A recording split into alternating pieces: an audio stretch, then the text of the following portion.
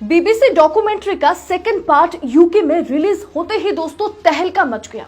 BBC documentary part 1 को मोदी सरकार ने इमरजेंसी एक्ट लगाकर इंडिया में तो बैन कर दिया, जिसके बाद 24 जनवरी को पार्ट 2 रिलीज किया गया और उसमें गुजरात दंगे को लेकर खासकर बहुत बड़ा खुलासा हुआ है। इस रिपोर्ट में दावा किया गया है कि गुजरात दंगे की स्क्रिप्ट पहले से ही तैयार थी, यानी गुजरात दंगा एक सोची समझी साजिश थी। विश्व हिंदू परिषद यानी वीएचपी द्वारा भाजपा द्वारा पहले से ही गुजरात दंगे की साजिश रची गई थी। गोधरा तो बस एक बहाना था और इसका खुलासा कारवां मैगजीन और कारवां मीडिया आउटलेट ने किया है।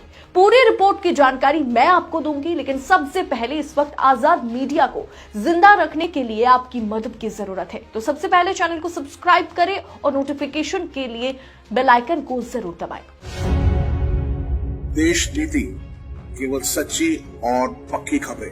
कश्मीरी फाइल्स के दौरान फ्रीडम ऑफ एक्सप्रेशन की दुहाई देने वाले पीएम मोदी को आज बीबीसी डॉक्यूमेंट्री पर बैन लगाना पड़ा। क्यों? शायद इस क्यों के पीछे कई तरह की सच्चाई छिपी हुई है, जिसे मोदी जी बाहर आने नहीं देना चाहते। लेकिन गुजरात दंगे को लेकर अब तक मोदी जी पर जो आरोप लगते आए हैं, अब उससे भी बड़ा आरोप मोदी जी पर लगा है। बीबीसी डॉक्यूमेंट्री के मुताबिक, जिसे कारवां ने रिपोर्ट किया है, यूके की रिपोर्ट में कहा गया है कि वीएचपी विश्व हिंदू परिषद गुजरात हिंसा की पहले से योजना बनाई थी। गोधरा तो बस एक बहाना था। कारवां ने 2002 की गुजरात हिंसा में ब्रिटिश सरकार द्वारा की गई जांच की रिपोर्ट की एक कॉपी पाई है। रिपोर्ट में कहा गया है कि हिंसा एक हिंदू राष्ट्रवादी संगठन विश्व हिंदू परिषद द्वारा बनाई गई साजिश थी। The violence was pre planned. Report में कहा गया है कि 27 फरवरी को गोधरा में ट्रेन पर हुए हमले को बहाना बनाया गया। अगर गोधरा नहीं हुआ होता तो कोई और मिल जाता। रिपोर्ट में हिंसा को पूर्व नियोजित यानी प्री प्लान्ड बताते हुए सबूतों का हवाला भी दिया गया। गुजरात पुलिस से कांटेक्ट करने पर पता चला कि मुसलमानों को पहले से ही तैयार रखा गया था। कब अटैक करना है, कहां अटैक करना है, यह सब पहले से ही प्लान किया गया था। दोस्तों, ये बात आज बीबीसी डॉक्यूमेंट्री में उभर कर सामने आई या यूके की रिपोर्ट में सामने आई, लेकिन यही दावा गुजरात के पूर्व मुख्यमंत्री शंकर सिंह बघेला ने गुजरात चुनाव के दौरान किया था। न्यूज लॉन्ड्री में दिए गए उनकी एक इंटरव्यू को आप देखिए। सर, एक चीज आपने बड़ी महत्वपूर्ण बात कही, अब यहाँ पे मैं इसलिए आपने कहा कि जलवाया नहीं गया होता डब्बा, इसका क्या मतलब हुआ? इसका डब्बा कि भाई आप यहाँ आने वाले थे, किसको मालूम था? पार्थेश को, मेरे को और आपको जी। वो कार सेवकों का जाने का समय था, आने का समय नहीं था। अच्छा, कौन से कार सेवक कहाँ से आए, किसने बुलाए? एक ही डब्बे में बैठे, रिजर्वेशन था नहीं था, क्या था? एक कार सेवकों को आने का जो समय था वो कार सेवकों को ही मालूम होता है, या आरएसएस के लोग जो अंदरूनी बात जानते हैं इसको ही मालूम होता है कि आने वाले हैं वो है। तो मुसलमानों को कैसे मालूम पड़ा कि डब्बे में लोग बैठे हैं? और ये डब्बा बाहर से नहीं जलाया, अंदर से जलाया गया है विथ कॉन्स्पिरेसी, पूरी जानबूझ कर कि ये हिंदुओं को जलाओ, हिंदुओं को जलाने के बाद फिर गुजरात में हिंदू मुसलमानों को जलाएंगे। तो आप क्या कहना कि ये पूरा का पूरा षड्यंत्र के तहत जला गया? और रिकॉर्ड आई से कि मैं एक उंगली करता हूँ इस मामले में। अब तो सुप्रीम कोर्ट का चूंकि फैसला आ चुका है, तो मैं नहीं मानता, मेरे चक्कर गलत होता है। इनको कोर्ट की कुछ तो मर्यादा रहेगी कि भाई उसने कोर्ट और इंक्वायरी कमीशन को बिटवीन द लाइंस पढ़ना है। और ये बिटवीन द लाइंस मैं जो कहता हूँ और मैं जो जानता हूँ इन सबको, ये पूरा षड्यंत्र था गुजरात में बीजेपी को बहुमत लाने का। कारवां को मिली यूके की रिपोर्ट के मुताबिक मुख्यमंत्री नरेंद्र मोदी सीधे तौर पर हिंसा के लिए जिम्मेदार है। वीएचपी और उसके सहयोगियों ने राज्य सरकार के समर्थन से काम किया। यूके की रिपोर्ट में कहा गया है कि ये दंगाई तत्कालीन गुजरात सरकार की सहमति के बिना इतना नुकसान नहीं पहुंचा सकते।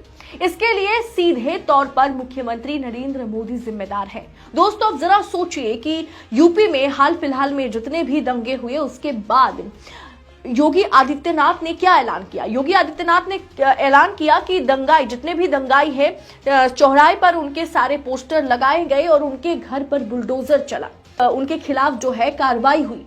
लेकिन यहाँ पर देखिए, क्योंकि ये जितने भी नफा नुकसान होता है ना दंगे के दौरान, वो सारा कुछ सरकारी संपत्ति होती है। तो उसके हिसाब से अगर गुजरात सरकार उस समय वीएचपी या भाजपा का समर्थन नहीं किया होता, दंगाइयों का समर्थन नहीं किया होता, तो आज दंगाई जेल में होते।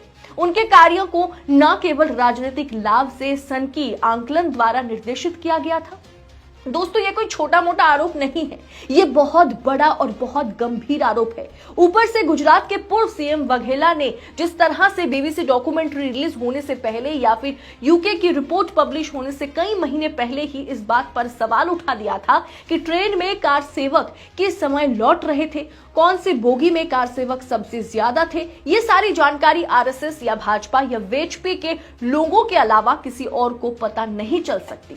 ऊपर से ये सारे गुजरात के भाजपा नेता और मंत्री ने बीबीसी की रिपोर्ट में, बीबीसी की डॉक्यूमेंट्री में ऑन कैमरा कहा है कि 3 दिन तक मोदी जी ने हमें छूट दी थी, गोधरा के बाद कि जो करना है इन 3 दिनों में कर लो, उसके बाद सब बंद करना होगा। गुजरात के 2 बड़े police officers IPS Sanjeev Bhatt और आरबी श्रीकुमार के वो बयान भी इस डॉक्यूमेंट्री में दर्ज किया गया, जहां उन्होंने कहा था कि गोधरा के बाद मोदी जी के घर पर एक अनऑफिशियल मीटिंग हुई थी रात को, जहां गोधरा कांड के बाद होने वाली सांप्रदायिक हिंसा में पुलिस को इंटरफेयर न करने का आदेश दिया गया था। अभी तक ये बातें सिर्फ आर्टिकल के तौर पर हमने देखा, लेकिन इस डॉक्यूमेंट्री में इस इन्वेस्टिगेटिव जर्नलिस्ट ने, इस बीबीसी रिपोर्टर ने, इस एक्टिविस्ट ने गुजरात दंगे के बारे में मोदी को पहले से जानकारी थी और मोदी जी ने उस दंगे को नहीं रोका, होने दिया, पुलिस को इंटरवीन करने को मना किया, इन तमाम पहलुओं पर बात की, सवाल उठाए। दोस्तों बीबीसी की इस डॉक्यूमेंट्री ने ना देश में ही नहीं विदेशों में भी तहलका मचा दिया है और इस सच को जितना ज्यादा छुपाया जाएगा उतना ही लोगों की दिलचस्पी इस डॉक्यूमेंट्री को लेकर बढ़ता ही चला जाएगा। दोस्तों मैंने खुद इस डॉक्यूमेंट्री को देखा है, 58 मिनट की ये डॉक्यूमेंट्री। अगर ये डॉक्यूमेंट्री इंडिया में रिलीज होती है ना तो इतना तो तय है कि सुप्रीम कोर्ट को फिर से गुजरात दंगे पर दोबारा से जांच शुरू करनी पड़ जाएगी। इतनी एविडेंस है इस वीडियो में, इस डॉक्यूमेंट्री में, इस फिल्म में, और सवालों की बौछार तो लग जाएगी वो अलग से। मोदी जी की छवि जो है ना वो पूरी तरह से धूमिल हो जाएगी। कोई पीआर स्टंट या गोदी मीडिया के एंकर डैमेज कंट्रोल नहीं कर पाएगा, इसलिए इमरजेंसी एक्ट लगाकर इसे बैन किया गया।